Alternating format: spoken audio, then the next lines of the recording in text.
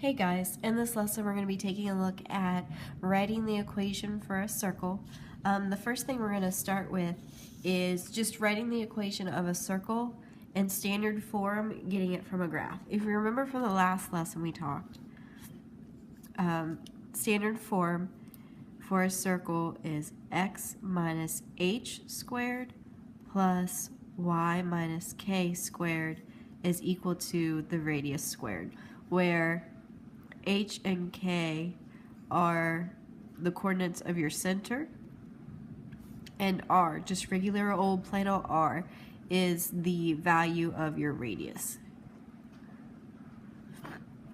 Okay, so if we can get that information from just looking at a picture of a circle on a graph. So if we look at this one, what you've got to do is you've got to find the center, and in this case the center is 0, 0.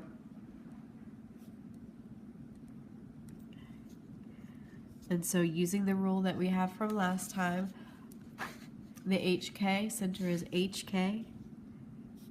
H is going to be equal to 0. K is going to be equal to 0. And then we still need the radius. The radius for this circle is 1. So if we plug that into the formula for standard form, we're looking at, I'm just going to rewrite it so we have it right here, x minus h squared plus y minus k squared is equal to r squared.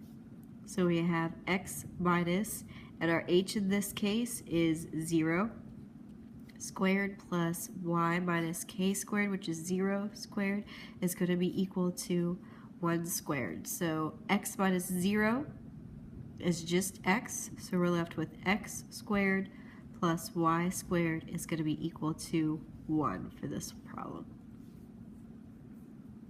But they're not always just going to have your center on the origin and have a nice little circle. They can move it anywhere they want to in the coordinate plane. So, and the way you write the formula for your circle is going to be the same exact no matter what you've got going on. It just may look different by the time you simplify everything down. So looking at this one, we're looking at the center for this circle is 2, negative 1. The radius is going to be 1, 2, 3. So if we plug that in, the equation for standard form for the circle, we're looking at x minus h squared plus y minus k squared is equal to r squared. So then you end up with x minus, and whenever you plug these in, if you use parentheses, it'll help you keep the minus and the negatives straight. So we have x minus 2 quantity squared plus y minus, and k in this one, because remember this is our hk, y minus a negative 1 squared is going to be equal to r is 3. So if we simplify, we've got x minus 2 squared plus y minus a negative 1 is the same thing as plus squared is going to be equal to 9. So there's the equation in standard form for the circle for those. The other way that they could have you write the equation of a circle in standard form is they could give you equations and ask you to put them into standard form. And the big thing that you need in order to be able to do this is you have to be able to complete the square. And this is something that is taught in Algebra 1, but I'm going to review it just in case you need a little bit of a refresher. When you're looking at completing a square, it's a method of factoring that is used to switch equations from general form to standard form. Whenever I'm talking general form, that's like the ax squared plus bx plus c is equal to 0 kind of a thing. And then switching it into standard form for whatever what we're working for here with circles. So what I mean by completing the square, when you look at the equation for a circle, you're looking at x minus h squared plus y minus k squared is equal to r squared. You're looking at that. And whenever you put numbers in it, let's say we have x minus 3 squared plus y plus 4 squared is equal to, we'll do a nice little one, 9. This right here is in standard form.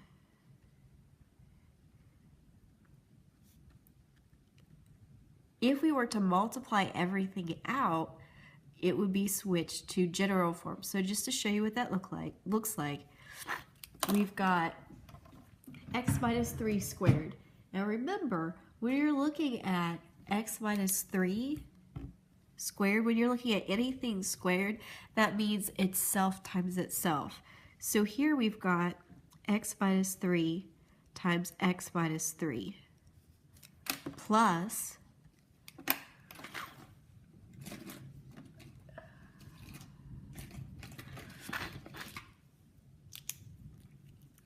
this right here, our y plus 4 squared, y plus 4 times y plus 4 is going to be equal to 9.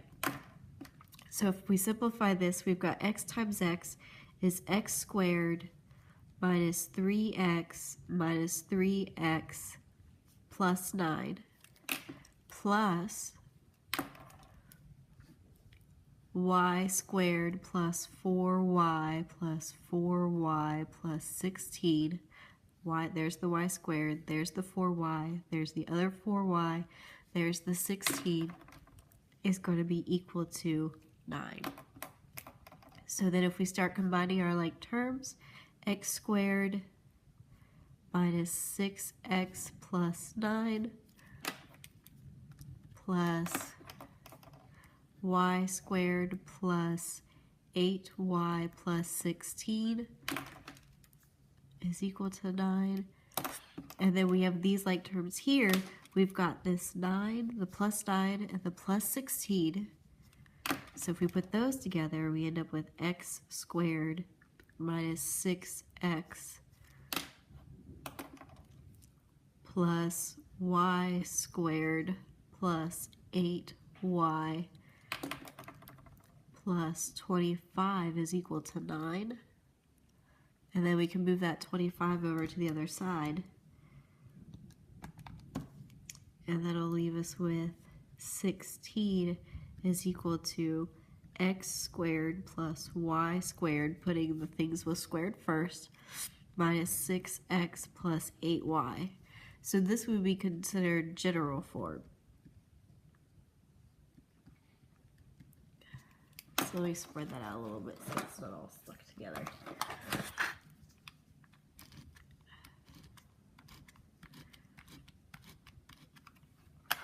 So you'd be looking at x squared plus y squared minus 6x plus 8y is equal to 16. That's general form. And the standards expect you to be able to switch back and forth from general form to standard form, no problem. Going from standard form to general form isn't a big deal because all you need to do is simplify the things. To go the other way is where it can become kind of tricky. And the problem is whenever you could rearrange everything so that you've got all your x's and your y's together, but then you'll have the 16 over here on this side. And then how much of this 16, because if you look here, they've got it over on this side, but how much of this 24 goes with the y values, and how much of that 24 goes with the x values, if any of it goes at all? So it would become a matter of guess and check, and we have to create, this is considered a perfect square.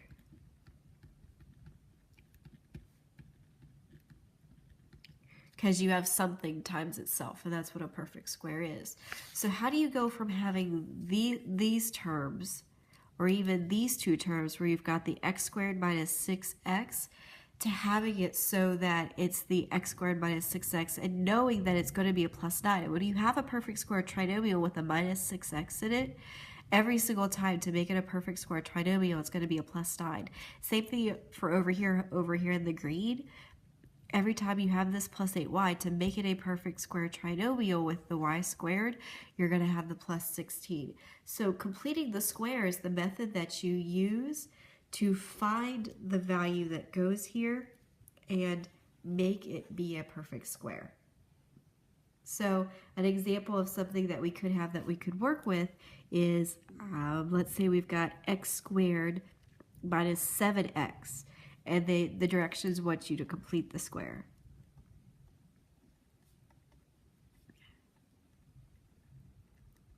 And let's say we've got x squared minus 7x is equal to 0. Well, if we're going to complete the square, we're going to add something to this number, or to this expression, to have it be another value. And if we add a value, we've got an equation and we've got to keep it balanced. If we're going to add something to this side of the equation, we've got to add it to that side of the equation. So, and without going into a whole bunch of explanation of how and why this works, the way you find the perfect square is you take the b value, divide it by 2, and then square it. So in this case, we're looking at our b value, where we're doing our a, b, c's, right, like we have right there. You're going to take the b value, so negative 7 divided by 2, which is going to be negative 7 halves. Let me pick a different one. That'll go a lot better. Let's do 8. That way we won't have fractions. It'll be a lot easier to work with the numbers. Okay, so let's say we've got negative 8 divided by 2. And you're going to want to make sure you show every one of the steps that I'm showing. Each one has its own part to play with the problem that you're doing. If you skip steps, you'll end up making a lot more work for yourself. So negative 8 divided by 2 is a negative 4. Negative 4 squared is 16, so we're going to add 16 to both sides. So our perfect square trinomial with this is going to be x squared minus 8x plus 16 is going to be equal to 16.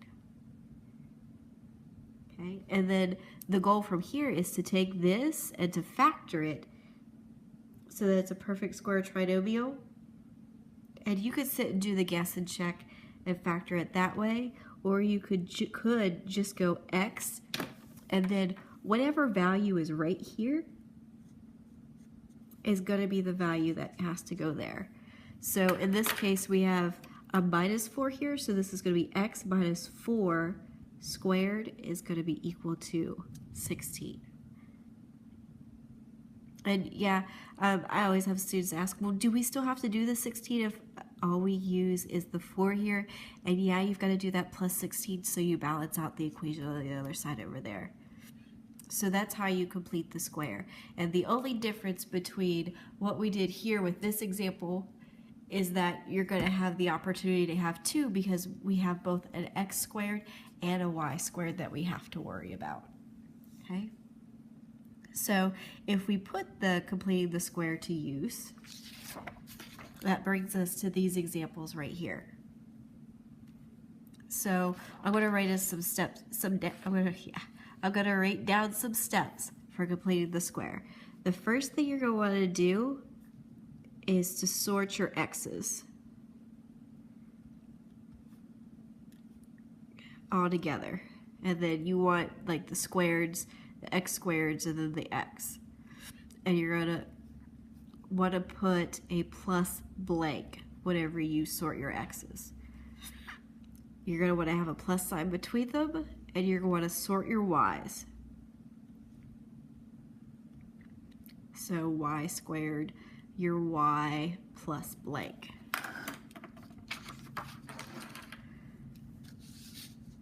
And then you're going to have that equal to all the numbers. So that's a couple steps of one. You're going to sort all your x's, plus blank. Don't forget that plus blank. It'll save you having to squeeze numbers in. And I find that whenever people try and squeeze those numbers in, they forget them. And if you have a plus blank here, you've got to have 2 plus blanks over there. So this one will be green for that one, and then the other one we can make blue.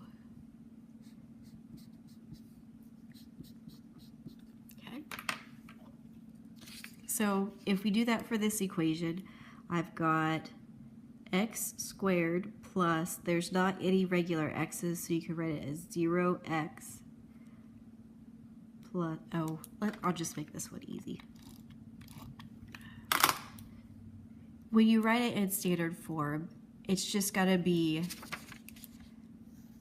x with terms squared, y terms squared is equal to a number. If you look at this one, there's no regular old x's. Like this has a y to work with, there's none of that. So all you have to do is add the 36 to both sides. Whatever, it's just an x squared and a y squared, and that'll be your standard form for that equation.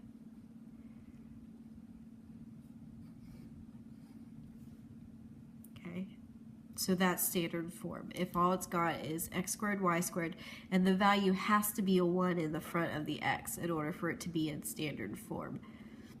Because if you look, we're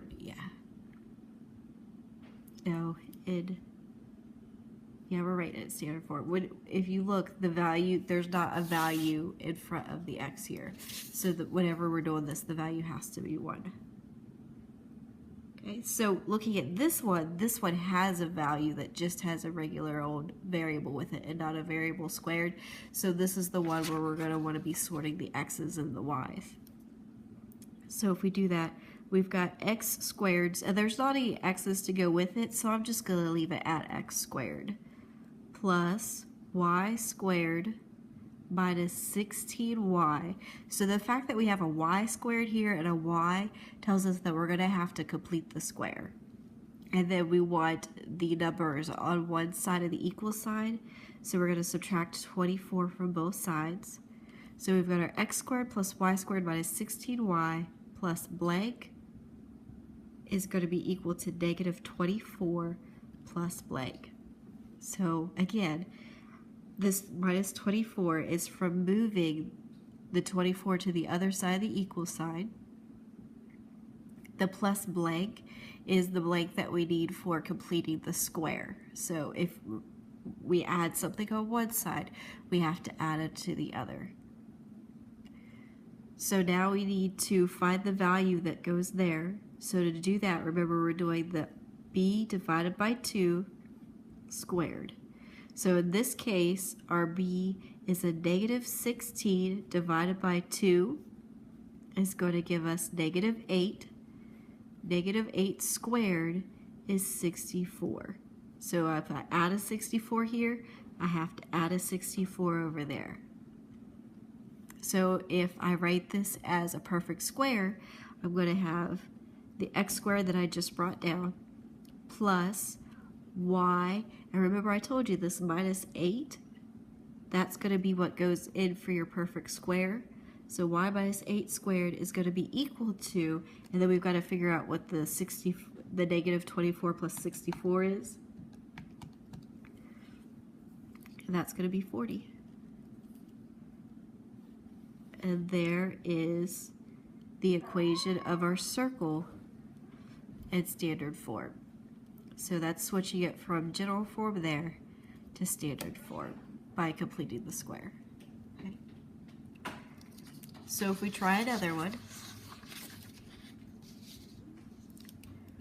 remember first thing we want to do is we're going to want to sort our x's and our y's. So if we do that, I'm going to put all the x's and y's over here, and I'm going to put all the numbers over there. And I'm going to put all the x's with x's and all the y's with y's. So to move the x and the y to the other side, I have to add an x squared here, add a y squared there. So if I add it there, plus x squared plus y squared. So that leaves me with x squared and then minus 8x. I'm going to leave a space, plus y squared, and there's not any y terms to go with it, so I'm just going to leave it at that, is going to be equal to, and the 33 isn't moving from one side to the other, so it's just a 33. And so we're going to have to complete the square for our x values, so we're going to have to do plus blank there, plus blank there. So there we sorted the x's and the y's, and that's equal to, and we've added for the blanks that we need. The next thing that you're going to need to do is to do b divided by 2 and square it. So we only need to do completing the square for x's. So that b is -8 divided by 2 is a -4. -4 squared is 16. So if we add 16 over here on this side, we have to add it on that side over there. After you do that, you write your perfect squares.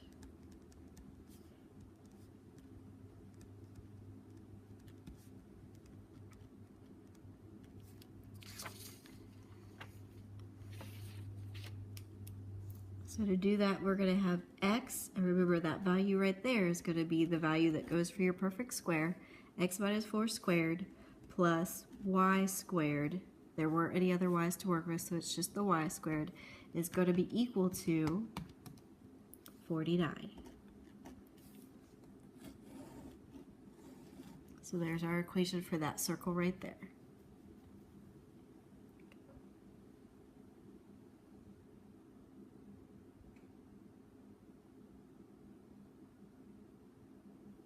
Looking at the next one. So the first step we're going to do is we want to sort our x's and our y's. So we've got an x squared and an 8x over here, so it doesn't need subtracted to move over. So I'm just going to put it in order. X squared plus 8x, and I'm going to leave a space. The number's on the side that we want it to be on. The y squared is not, so I'm just going to add the y squared to both sides. So x squared plus 8x, I'm going to leave a little bit of space, plus y squared minus 2y, leave a little space, is going to be equal to 64. So for this circle, whereas with the other circles that we've had, we've only had one value or one variable that we've had to complete the square for, you could have problems where you have to complete the square for both of the variables. And with that one, you're just going to do plus blank for the x values. So there's the plus blank for the x values, and then a plus blank for the y values. Okay? And then you just complete the square for both, and you just do them both at the same time. So with this one, 8 divided by 2 is going to give us 4 squared is going to be 16. So if we complete the square for that one, we're going to have x plus 4 squared.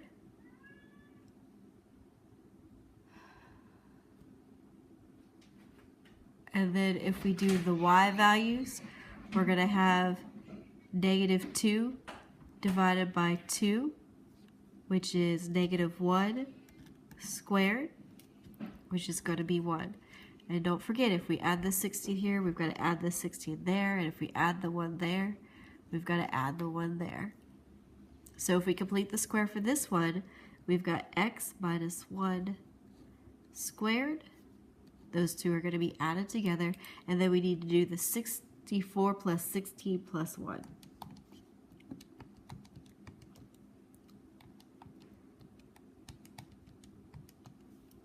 And that's going to give us 81. So there's the equation of that circle there. And notice, for all of these, whenever we're doing these, the value in front of the x squareds has to be 1. And that's true for this rule. If you're going to be doing completing the square, the value in front of that x has to be a 1. If it's any other number, this won't work. So an example of a problem that they could give you that looks like that is one that looks like this. Let's go ahead and get it in order and make it easier for us to see what we're working with. So we want all the variables over on the left side and the numbers without the variable over on the right side. So all of these need to move over. So we're going to do plus 3x squared plus 3y squared minus 24x. So plus 3x on this side, 3x squared, plus 3y squared minus 24x. So that's going to leave us with 3x squared plus 3y squared minus 24x minus 30 y plus 102. And I just wrote everything in one line, and I'm going to move the numbers there. So I'm going to subtract the 102 for both sides, and that's going to leave us with, and I'm going to sort out the x's and the y's while we do this. So we've got 3x squared. So there's that one. Now we need to do the other x, minus 24x. I'm going to leave a little bit of a space.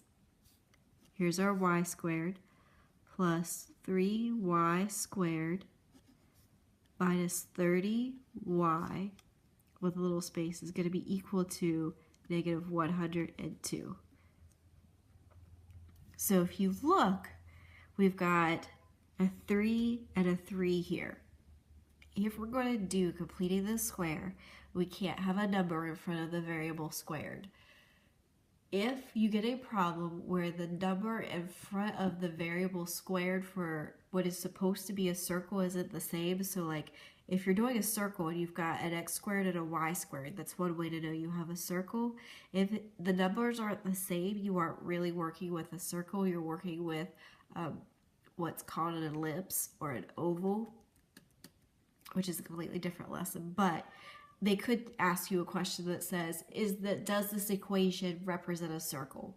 And if the numbers are the same, yes, it is. And if they want you to switch it to standard form, what you need to do is divide both sides of the equation by whatever number is in front of that variable squared. So like here I'm going to do 3x squared divided by 3 is going to leave us with x squared, and then we've got to do it for every single term in the whole polynomial. So like we've got to do 24 divided by 3 gives us negative 8x, and then 3y squared divided by 3 is y squared, and then negative 30y divided by 3 is negative 10y is going to be equal to 102 divided by 3 is negative 34. And once we get that done, then we can start completing the square. So we've got the x's all together, need to add the plus blank, and the y's all together, and add the plus blank there. And if we add a plus blank for the x's, we have to have one on the right. And if we add a plus blank for the y's on the left, we've got to add one on the right. Okay. So once we get all that lined up, then all we need to do is complete the square. So we're looking at negative 8 divided by 2 gives us negative 4. Squared is going to be 16. Add a 16 to the left. Got to add a 16 to the right. And then we've got negative 10 divided by 2 is a negative 5. Negative 5 squared is 25. So add 25 to both sides. So then write it in standard form. We're going to have x minus 4 quantity squared plus y minus 5 quantity squared is going to be equal to negative 34 plus 16 plus 25 is going to give us 7.